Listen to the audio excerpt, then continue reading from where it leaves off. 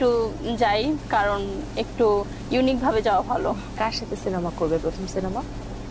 এই যে আমাকে মানুষ পাগল বানিয়ে ফেলছে যে আপু শাকিব খানের সাথে সিনেমা চাই, বরবাদ 2 এ তোমাকে চাই, হ্যান ত্যান। সো এটা থেকে না নিজের একটা উৎসাহ চলে আসে যে এতদিন যে মানুষগুলো আমাকে গালাগালি করতো যে শাকিব খানের নখের যোগ্য না, হ্যান ত্যান, এখন সেই মানুষগুলোই আমাকে উৎসাহ দিচ্ছে যে না আপু এখন তোমার একটা মুভি করা উচিত, এখন তুমি একদম অল পারফেক্ট, তুমি বলিউডে চান্স পাবা, হ্যান ত্যান।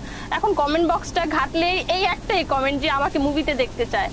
সো এটা থেকে আমি ইন্সপায়ার হচ্ছি। তোমার কাছে কি মনে হয় বরবাদে যদি তুমি থাকতা তাহলে ইধিকা পালের চেয়ে তুমি ভালো পারফর্ম করতে পারতা? এটা আমি বলি না, এটা আমি কিছু কিছু টিকটক মেক করেছিলাম তো, জিল্লো মাল দে, তারপর আরো কিছু কিছু গানে। সো এটা সবাই বলছে যে ইধিকার থেকে হচ্ছে আমাদের বাংলাদেশের মেয়েরাই হচ্ছে স্মার্ট, আমাদের বাংলাদেশের সুমাইয়া রিমু স্মার্ট, ইধিকার জায়গায় আপুর থাকলেই অনেক ভালো করতো। তো এটা সবাই বলছে। তার মানে তোমার ফ্যানরা বলছে বা পুরো বাংলাদেশ